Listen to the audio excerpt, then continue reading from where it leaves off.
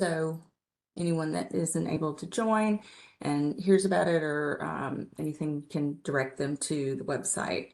We'll give you the address at the end of the meeting, but that's where these meetings will be. They're on Metro's YouTube channel. So now that I've started the recording, my name's Amy Birch. I'm a traffic engineer and consultant that works with NDOT to facilitate the Neighborhood Street Traffic Calming Program.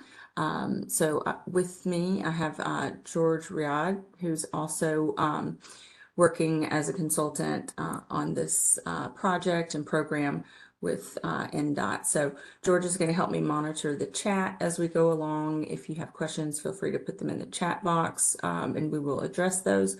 Also, we have a small enough group. If you have questions, you can also unmute and we'll pause at times, but you can also unmute yourself and ask questions. We can handle it that way. So thank you all for being here on Saturday morning to talk about Acklen Avenue and the Neighborhood Street Traffic Calming Program and the project that we have on Acklen. And so we will get started.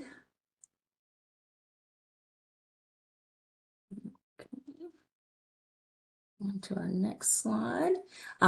So what is traffic calming? We want to start with some of the basics before we get into specifics about Acklen. But this program, the Neighborhood Street Traffic Calming Program, we focus on residential streets and we're looking to implement physical solutions that encourage lower speeds over the length of the street. So our primary target is speed reduction.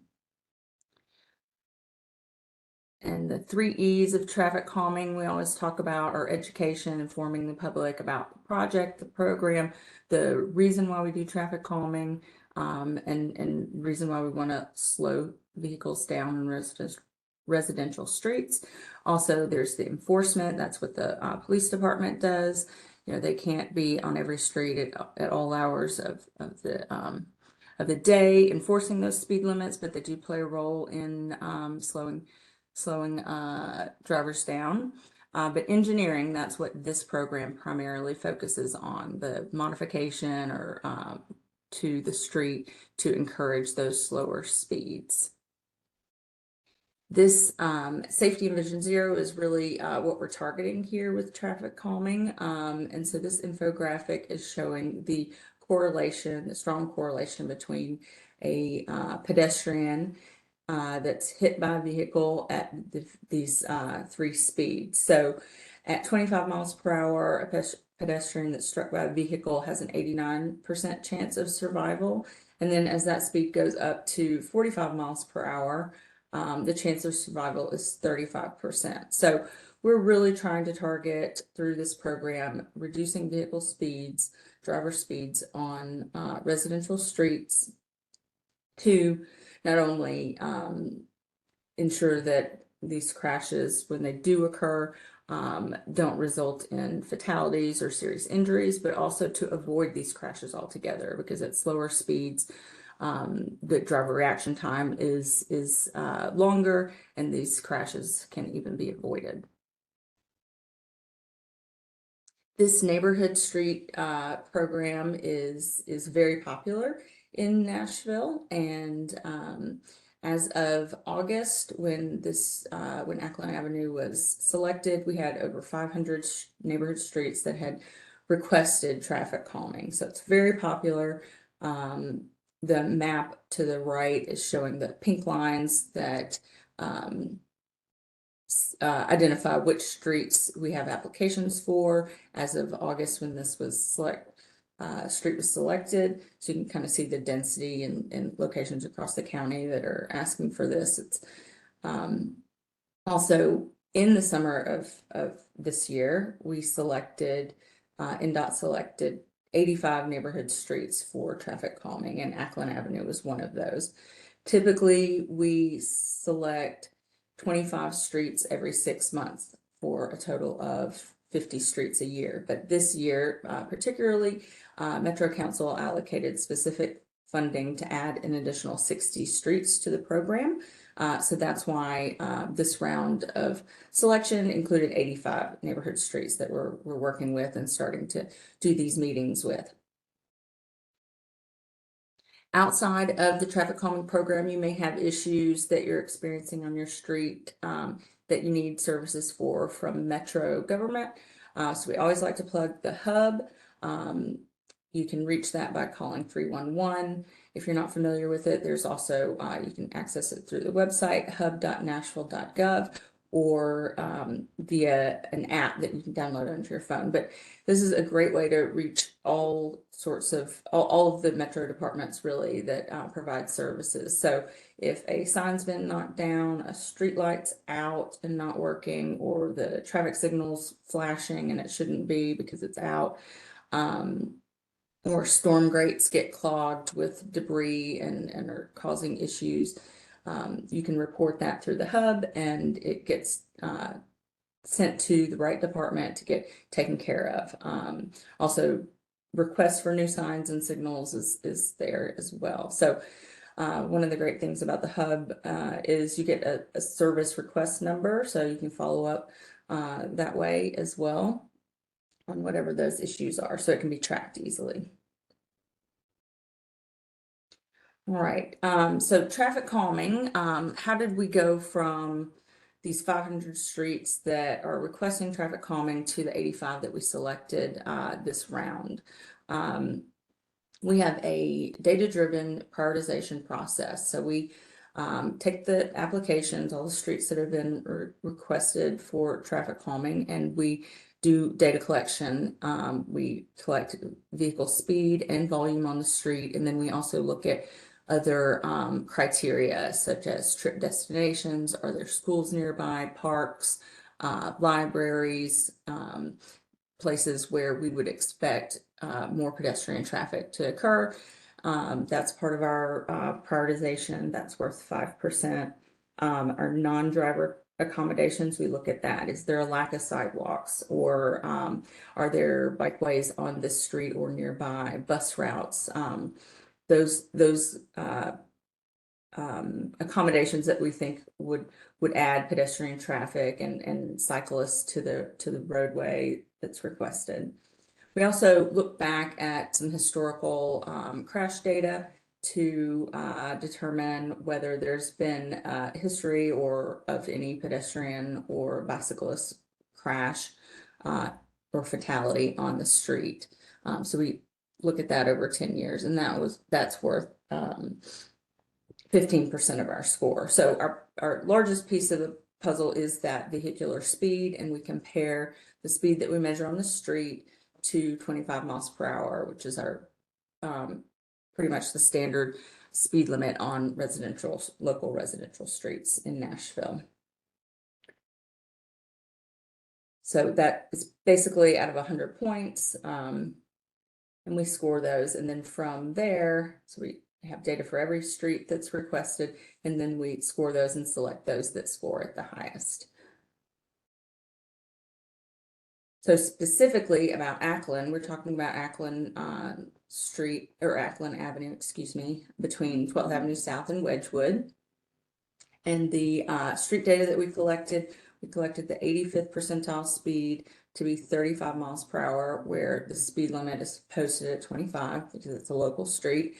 The 85th percentile speed is a metric that we traffic engineers look at when we're talking about speed often, but it basically means that, and we count this traffic for a full day, a 24-hour period. So 85% of the traffic that we counted was going 35 miles per hour or below. And that means 15% of the traffic, those outliers, were going above 35 miles per hour in that measurement. The daily volume, this is both directions of travel. We measured at 3,506 vehicles per day.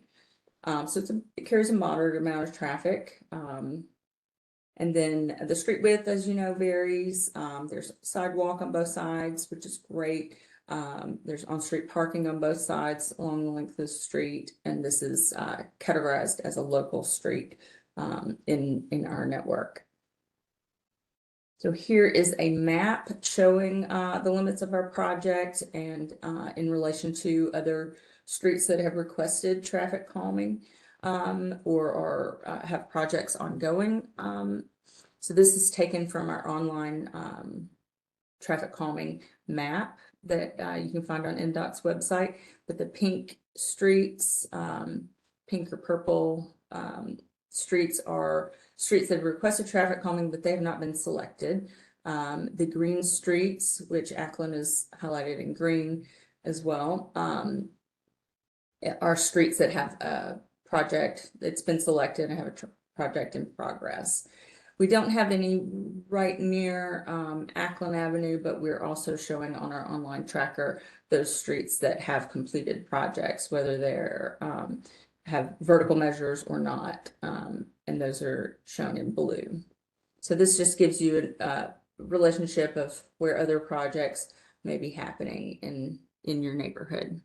So there is a project on South Douglas that has made it into the waiting for construction phase. So that should be happening in the next few months.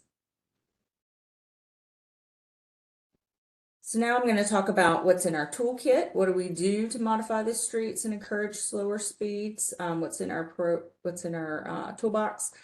We have speed cushions, and we've been deploying these on several streets throughout the county over the last few years. So you've probably encountered them somewhere in maybe adjacent neighborhoods. But speed cushions are these modular rubberized devices that we drill into the pavement and install in various configurations. We're just showing a few of these in these example pictures. But depending on the width of the street and the presence of a bike lane or on-street parking, we may configure them in different ways. But one of the things to note about speed cushions are the gaps in between the devices that have a reduced impact to emergency vehicle response times. So that's one of the reasons why we use these the most, is because they allow those emergency vehicles to straddle them because they have a wider wheelbase than your typical passenger car. So they have just a little bit less impact for those vehicles that's trying to get to the emergencies. So these devices, as you see in the pictures, they'll have pavement markings on them that are reflective, so you can see them at night. So the white arrows or the center lines, if we place them on a street that has center line and it's centered that way. Another thing sometimes that we use are the flexible delineator post, particularly if it's a street like that bottom right picture that is has a bike lane on it. We want to prevent drivers from trying to go around the speed cushion into the bike lane. So we will use flexible delineator posts to keep that from happening. Or if there's on-street parking, sometimes we'll do that with the delineator posts as well. So depending on what the pavement markings are on the street is how we vary those markings, but we're just showing a selection of those. And then the bottom left picture is showing a profile view, so you can see how these lay in the pavement, but they, like I said, they're modular, and so these are typically, we use 10.5-foot length cushions. And so they'll have like a sloped modular piece on either end and a flat piece in the middle. So that makes it a little bit smoother to drive over. And then in the top left picture, we're showing how we always install warning signage with these devices, so that you have that warning as you approach them. They will have a advisory speed plaque of 20 miles per hour and identify that as a speed cushion. We'll usually put them right at the cushion at the device location, or in advance 50 or 100 feet in advance to give that warning. Speed tables, we also use these sometimes, not as frequently as the speed cushions, but there are certain instances where it's appropriate to use these instead. And they are typically longer in length. We standard use them in 14 feet lengths as you drive over them. That's the length we're talking about, but they don't have the gaps for the emergency vehicles to straddle. But they still have the pavement markings and made of the same material and so forth. So NDOT has done some data collection on several streets where we have deployed the speed cushions, and to be able to show locally how these are how effective the vertical measures have been. So I think, yeah, 6 streets we've studied and done a before after study on, and I'm showing in these 2 graphs on the left the average speed and on the right the 85th percentile speed. So average of those 6 streets, the before data shows that the average speed was 31 miles per hour, and then the after data was 22 miles per hour. And then on the graph on the right, the 85th percentile speed was 37 miles per hour. And then after the speed cushions were deployed, it went down to 25 miles per hour. And we're measuring this in between a series of devices. I meant to mention, and I'll go back to the speed cushions, but when we deploy these, we will do them in a series so that we don't just put one out on the street. We have to do them in a series, typically spaced around 400 feet, so that we maintain a consistent speed along the length of the street. So if we were to just put one on a street and maybe nothing else, we'd probably see that drivers will continue to speed until they reach that one device, and then they will go over that device and the cushion and then pick their speed back up because they don't see another set anywhere nearby. So that's why we do them in a series.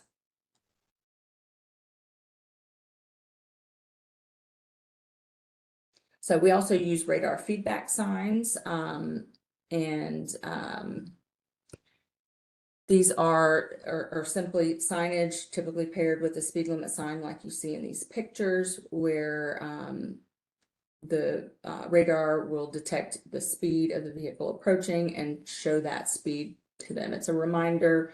And then if the vehicle speed is going above the posted speed limit, it will flash. And we've also done some before and after comparisons of the effectiveness of these signage,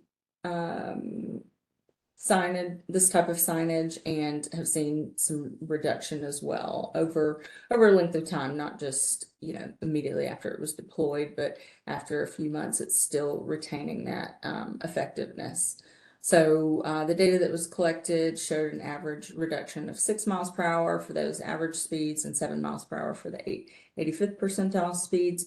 And we'll often use these devices in locations where we can't use vertical measures because maybe the grade is too steep or there's curvature in the road. We can't put those vertical devices on streets like that.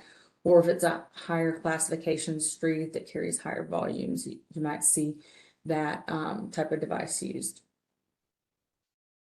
Another tool in our toolbox is narrowing street widths or lanes through pavement markings. Sometimes streets don't have any markings, and then maybe especially wide. So we might add edge lines to create a shoulder to narrow that width and constrain drivers a bit. We also do bulb outs and chicanes. The picture on the left is some striped bulb outs. We do this in paint with the vertical delineators to just narrow the travelway, and keep, like in this case, keep drivers or parking from folks from parking too close to the intersection.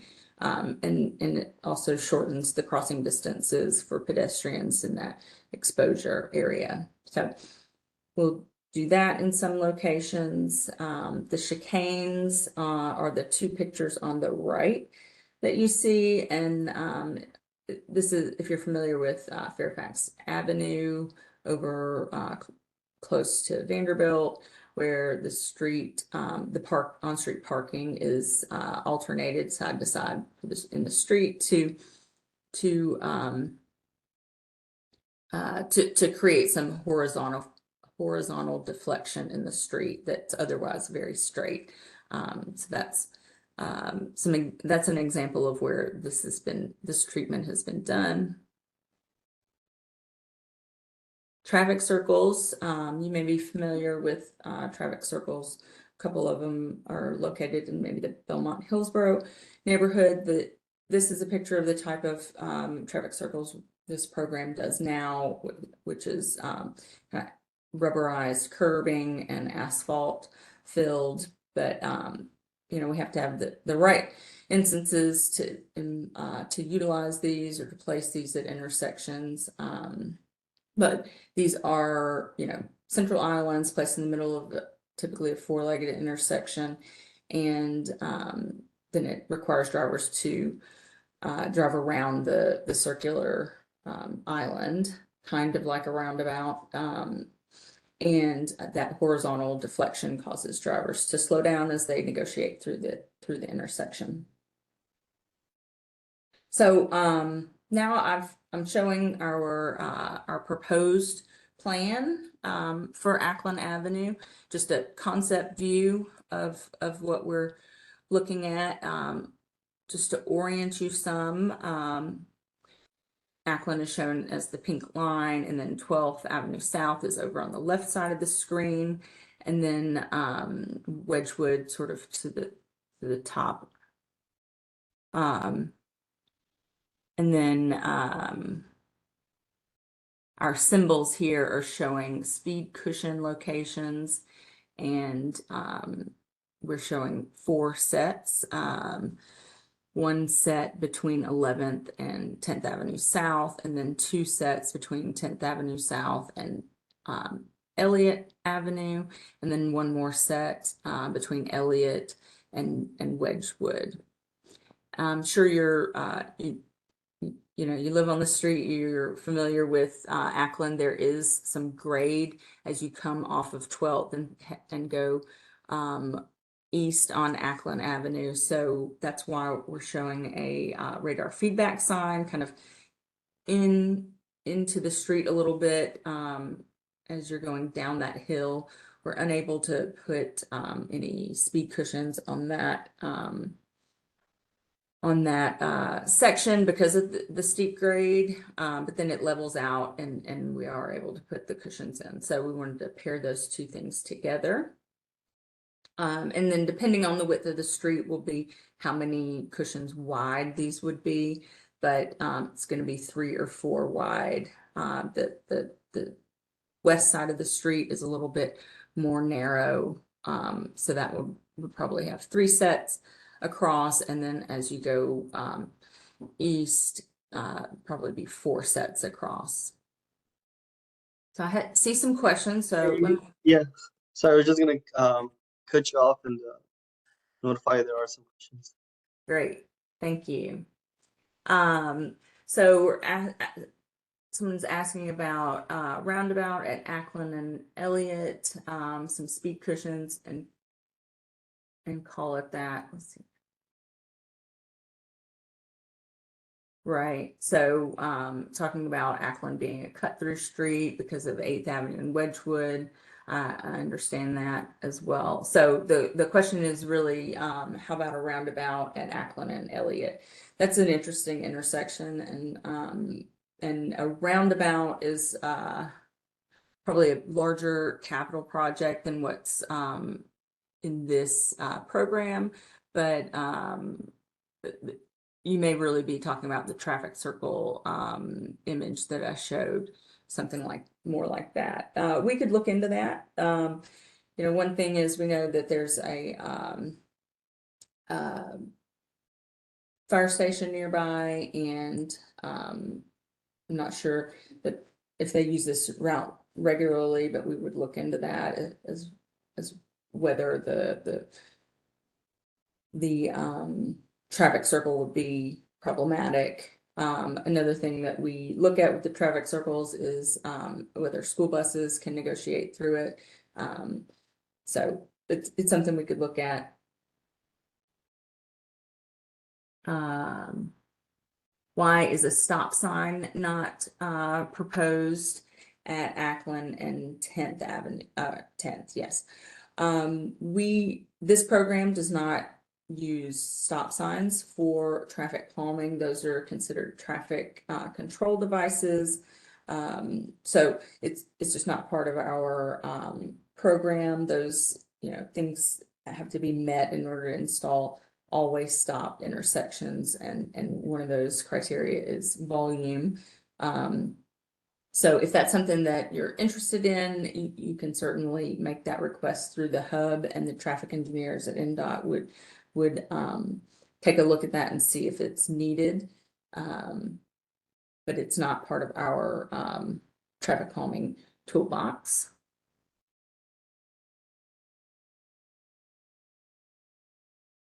So the question is, what about winter plowing? Is there any issues with damaging cushions with the plows? And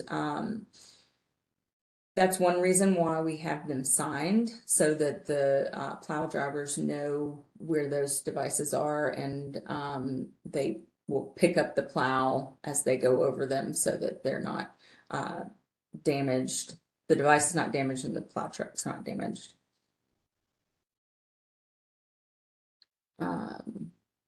Another comment about Acklen and Elliott intersection opportunity for a roundabout. I think some more confirmation there.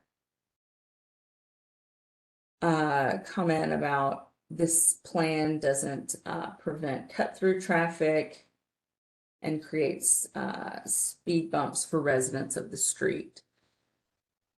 Our program is primarily focused on speed reduction, not cut through traffic. You know, we just want the slower speeds, but we do believe there's probably some deterrence for those speedy drivers to avoid a street once speed cushions have been installed. But I don't have a specific number of, you know, what percent of traffic would divert away. But it's likely that there are a few that would. What about limiting access from Westwood or 12th in the roundabout at Elliott? Limiting access from maybe Wedgwood. Right. Yeah, that's probably supposed to say Wedgwood. Next comment cleared that up. Thank you. That kind of treatment is not part of our toolbox that we do as far as closing streets or partial closures or anything like that. So we can't do that. Who can we reach out for a stop sign? You can talk to NDOT about that, and I would make a hub request for that intersection that you're concerned about. And further comments about the circle deterring heavy trucks from coming from Belmont and neighborhood construction. So I think that's in reference to Elliott Avenue. So we can look at that. Will crosswalks be considered at additional locations besides at the church and at Acklen Avenue? Not directly through this program, but if there are locations or requests for For crosswalks, that can be a hub request as well. So this program typically is not installing crosswalks. What is the success rate of the radar feedback with speed reduction? Our before-after data collection showed 6 mile per hour reduction in speed, average speed, and a 7 mile reduction in the 85th percentile speed in locations where that has been used.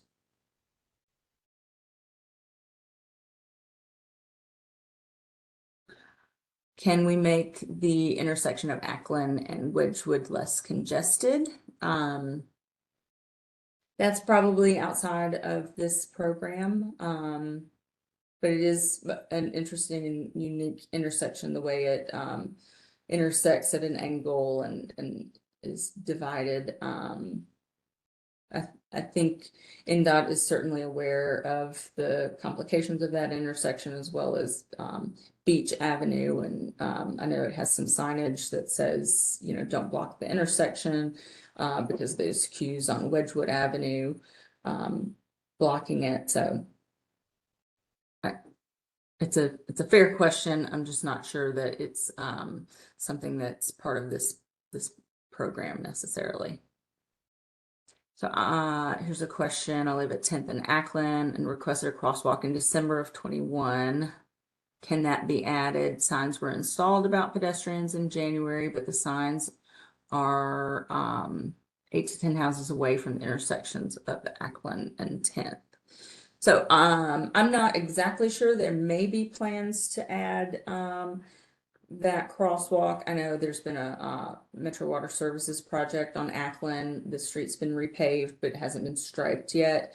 So I don't know if that would add any markings there or not. That would be new. I do know that the striping hasn't been finished yet, so the center line is supposed to be reinstalled, and any other crosswalks that were there before the one at the church would be coming in. So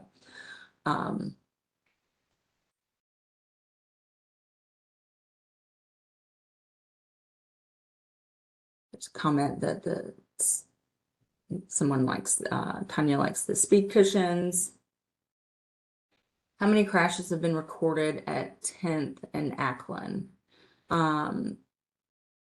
I do not know that answer, but that would be part of the study that NDOT would do for a request of a stop sign at 10th. So that would be something that would be looked at then as part of that criteria to warrant the need for a stop sign.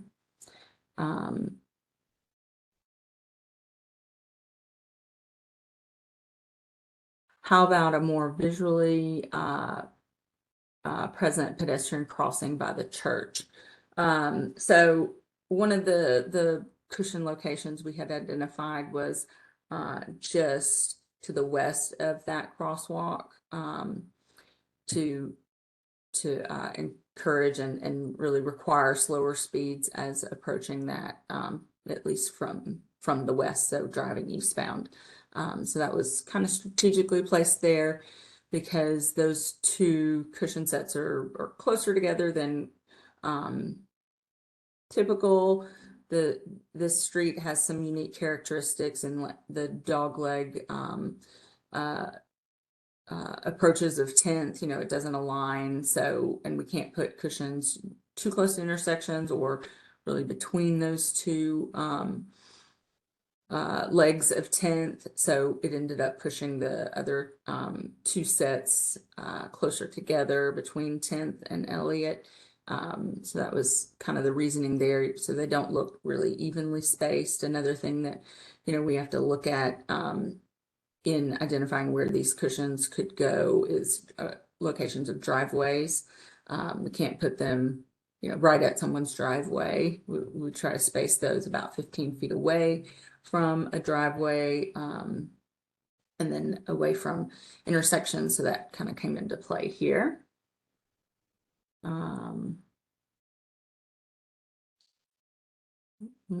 Reading more of the chat questions.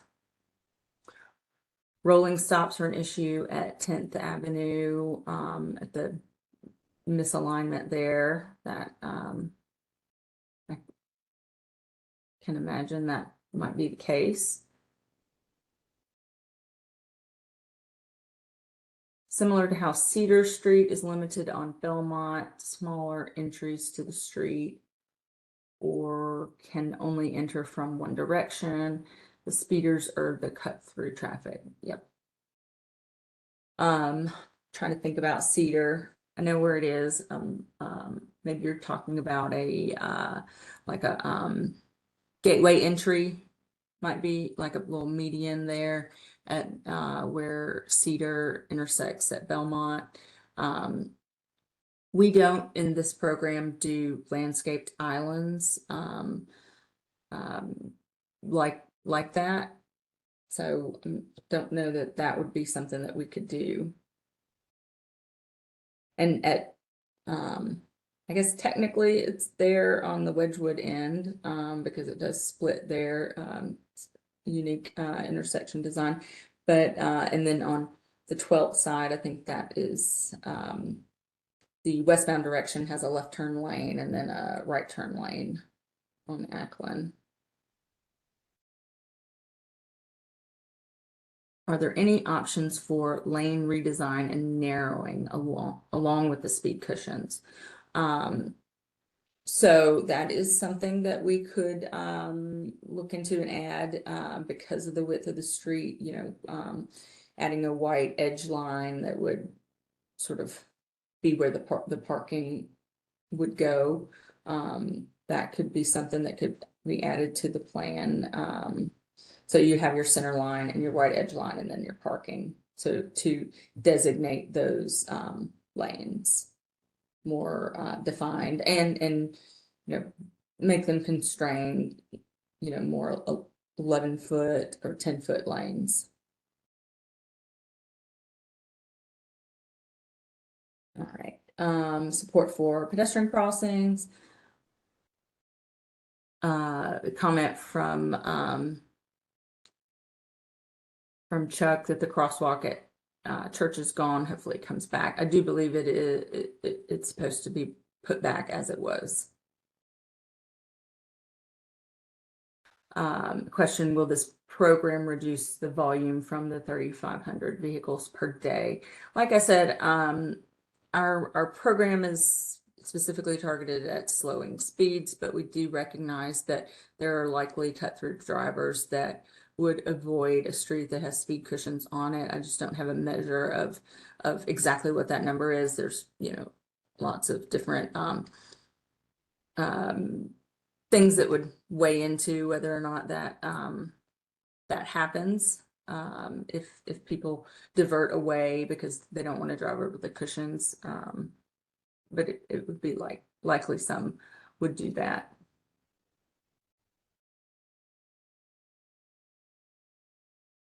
If any of these plans pertain to striping, it makes sense to coordinate with the finalization of the current water project so things don't have to be redone again. Right. We did reach out about the repaving and the water project that's ongoing and understand that their plan is to restripe it as it was with the center line. And then so any white edge lines that we could employ with our narrowing tactic, we could do that without changing, I think, the center line. It would just go with that.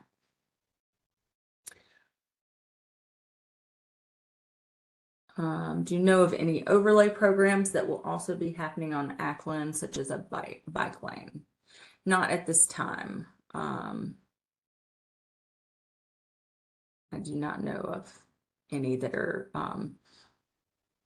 on deck that would be implemented. I do believe there is like a future plan. I don't know what that would look like or anything, but it would to try to make the connection between 12th and 10th via Acklen, that bicycle connectivity. But it's not something that's in design or part of the water project, to my knowledge.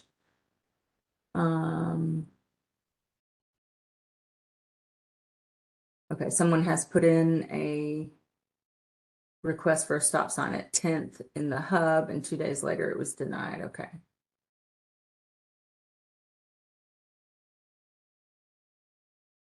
Will having speed cushions put us more on the radar for that, or how do we get them to do the study? I'll reach out to, I don't know how long ago maybe that was, and just see what the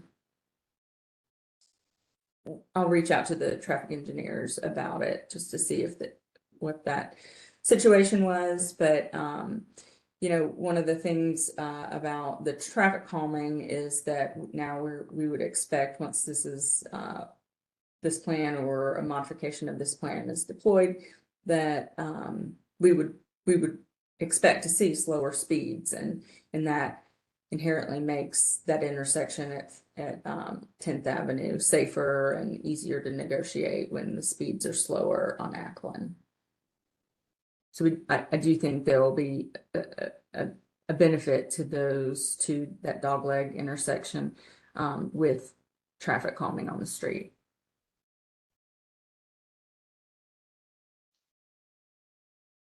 All right, witness three accidents at that intersection in recent years. And probably there's been more that have occurred that, you know, haven't necessarily seen. So again, I think a study of that intersection, if one has been done or recently, or maybe needs to be looked at again, I think that's something we can talk with NDOT about, and I can do that on our end as well.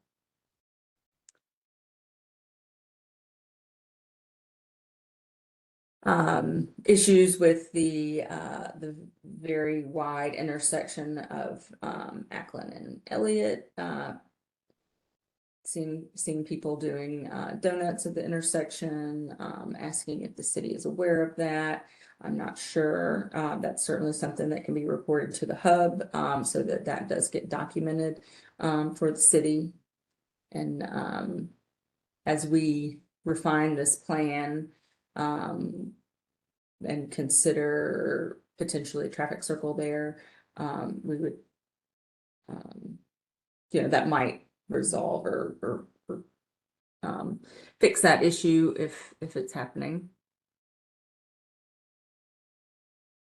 Another option at Elliott that's sort of a little bit different than a traffic circle or mini roundabout could be teeing up the intersection so that you don't have that sweeping right turn from Acklen on to Elliott. You know, we could tighten that through markings and channelization, kind of like the painted bulb outs that I'd shown, and using some of the flexible delineator posts to define that area or keep drivers from going around doing the donuts in the middle of the intersection. So there's some options I think we can look at.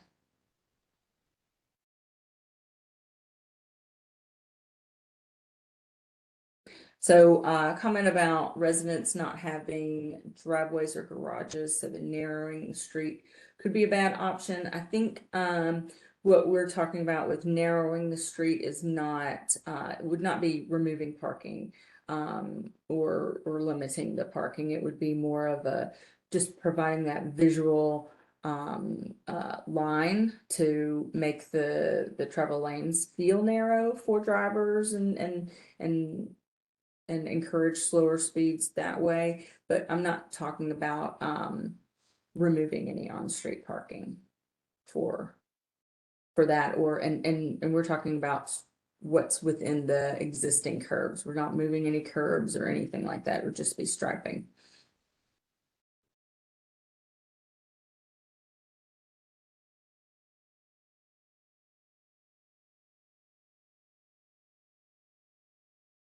Comment about Acklen and the bike lanes. I think that may be something that's in the future. And again, I don't think what our recommendation here, especially with the radar feedback sign and speed cushions, would prohibit some change that might involve bike lanes.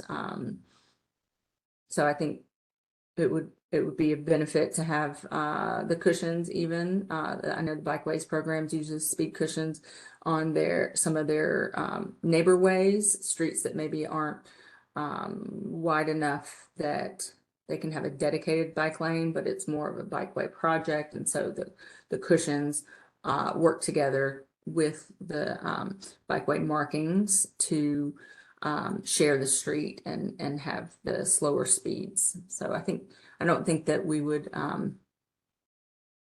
be impacting any future plans or possibilities for some type of bike treatment.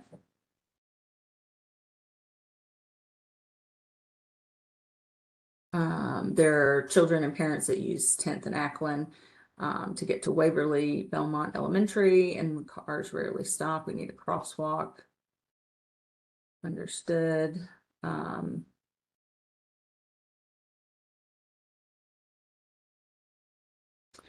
In lieu of reducing width, could chicanes be considered at the 10th and Acklen intersection? That's something we can look at.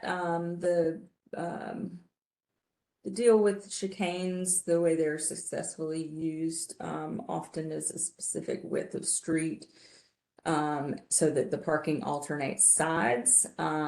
So, there's already some curvature in the street there that's happening at 10th.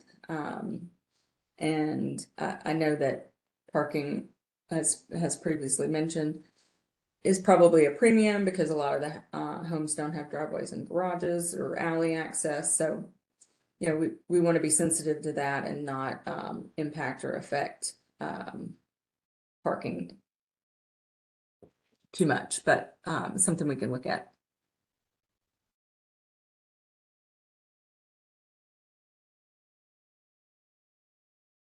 So I did not, the question is, was there a narrowing proposed? I mentioned it, but I don't see it. Yes, I did not put it on this concept, but if that is something that this group is interested in, we can work through that as we go through the design as far as adding the striping. But in this picture, I know this is a bike lane, but on the picture on the screen, it would be similar to that, where you've already got or will have, once the water project's finished, center line. And what we would do is add a white edge line to define that travel lane and a travel lane width. And then the parking would be between the white line and the curb. That's how that would go.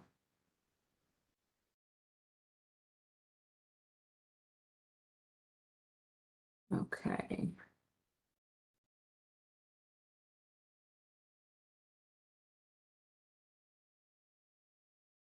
There's a question about the timeline. We're going to get to that in a minute. Chicanes like Fairfax would be great. Don't seem like they cost anything. Yeah, we can, like I said, we can look at something that might add some curvature, but I want to be, like I said, want to be sensitive to the on-street parking and not affect or that. But there may be, particularly next to the church, a way to incorporate something there and still keep the on-street parking on the north side where the homes are. So we can look at it.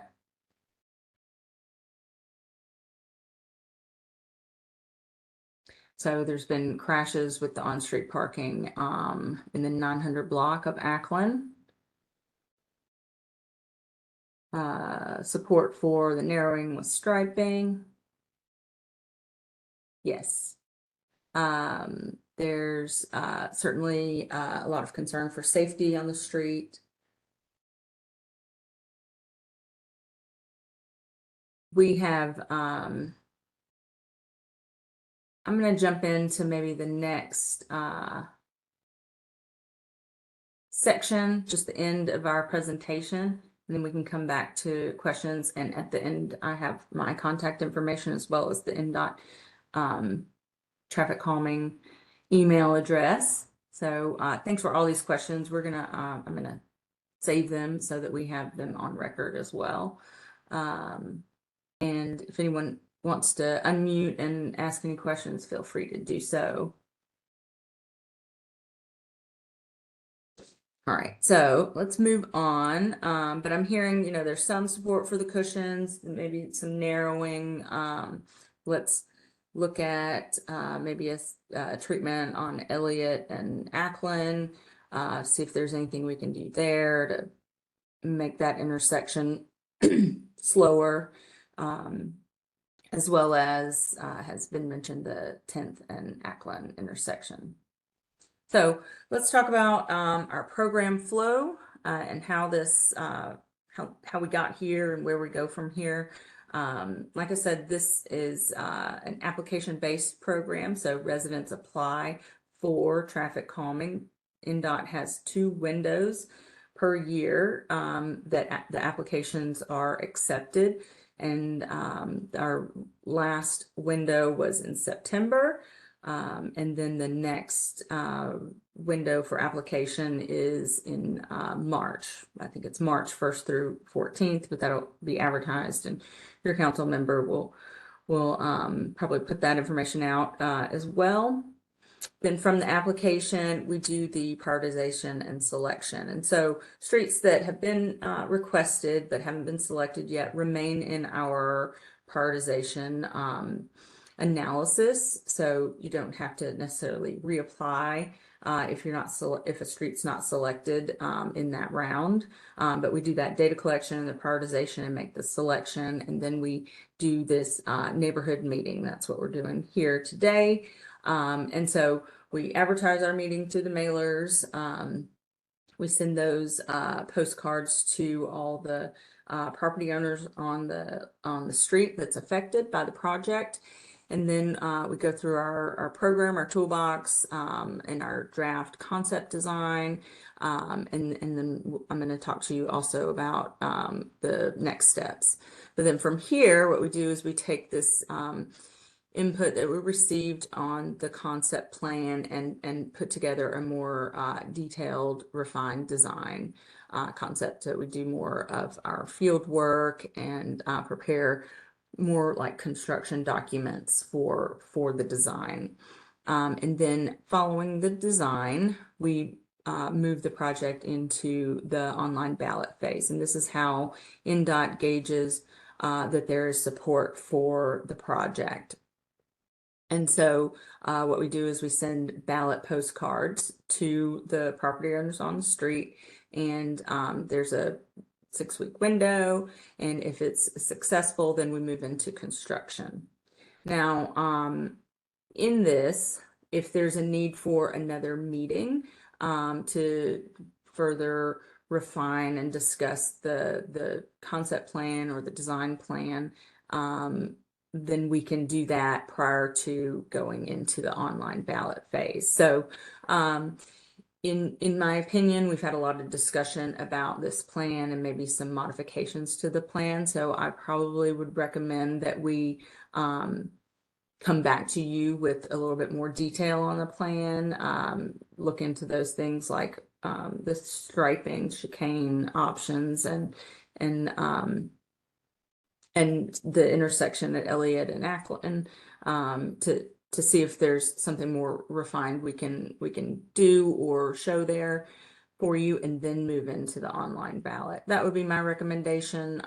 Some neighborhoods we go to and meet with, and the concept plan is really well liked, and you know, there's not really any need to make any major changes. So we, you know, move those straight on into the final design and ballot. But in this case, I think it would be worthwhile to get back together unless anyone has objections to that. So more details about the balloting. Like I said, this is how we gauge and make sure that there's support for the project. And this is really, we're balloting based on whether there's vertical measures on the street. But these ballots are sent to the sent to the property owners. They have unique IDs, and that's how we just make sure that we don't have double voting and so forth. And so you'll go to the online ballot. There's a QR code on the card, and also the web link is listed there. And so you can vote yes or no for the project. From that link, you'll be able to see the plans and view those before voting. And if there's 66% of the respondents that vote yes, then the project will move forward. We'll order the materials and go forward with installation. So that's 66% of the respondents, not 66% of all the properties on the street. So that's a main point I want to make sure that you understand.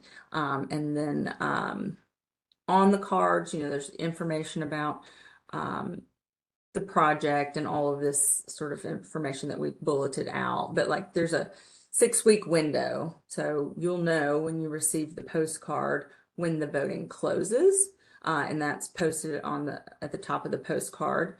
There's also a phone number, so if someone receives this postcard to vote and they want to but are having trouble accessing the online form to do that voting, they can contact NDOT and get help to vote. So try to make sure everyone has the ability to make their vote.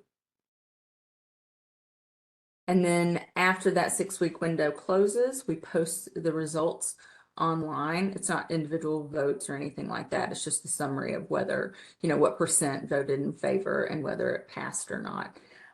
So that's on the website as well.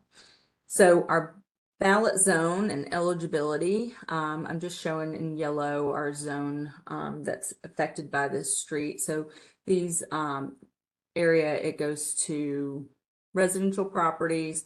Churches and schools are also allowed to vote.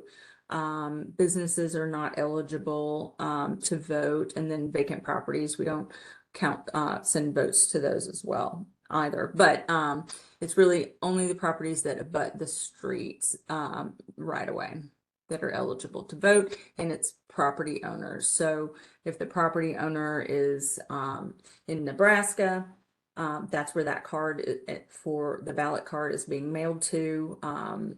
It's not being, we're mailing it to the address that's on Metro's parcel viewer as the property owner's address. Another thing is multiple property owners will only get one vote. So, you know, there may be a property owner that owns, you know, several houses on a street. They're going to get opportunity for one vote. And as I said, I was going to provide my contact information, my email address, and also NDOT's traffic calming manager email address there. I'll leave that for a second if you want to grab that. And then so it's NDOT TrafficCalming.Nashville.gov and Amy Birch at birchtransportation.com. And then this QR code and web address, this is NDOT's traffic calming website, TrafficCalming.Nashville.gov. That is where you'll find links to the these meeting recordings that we have, as well as the results for ballots once we get to that point, our traffic calming map tracker that I mentioned before, and our toolbox, things like that is all there, and all of our final plans. You know, so you'll be able to see the plan for Acklen when we get to that point.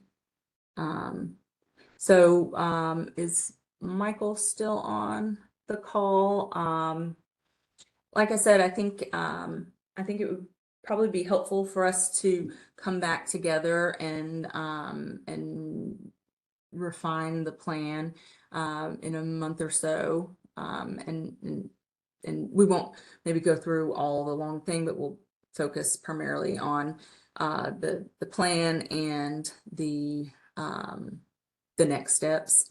But does that sound like a good idea to you? I'm asking Michael because he's been our contact for the street. Amy, yeah, that sounds great. Good. Okay. And like I said, we're gonna save the chat box, so I have that for review. Are there any other questions that we haven't gotten to that we want to talk about related to the ballot or any of that?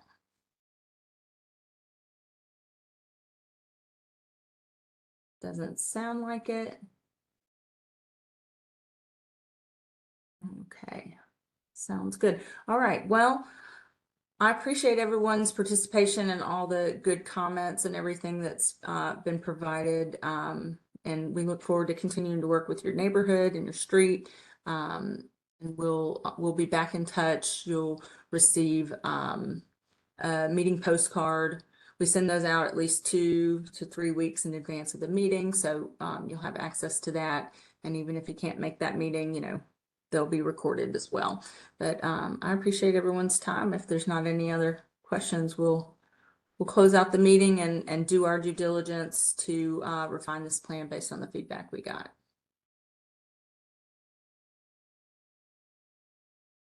All right. Well, thank you very much.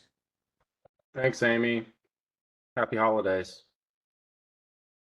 You too, you too. Oh, and I did want to say, your council member, we were in contact and she was unable to join, but she knows about the recording and we'll be in touch with her as needed about refining this plan and the next meeting. So she had a conflict this morning. Okay, we'll stay on top of it. We'll stay connected. Awesome. All right, thank you. Thank you. All right, bye. Bye.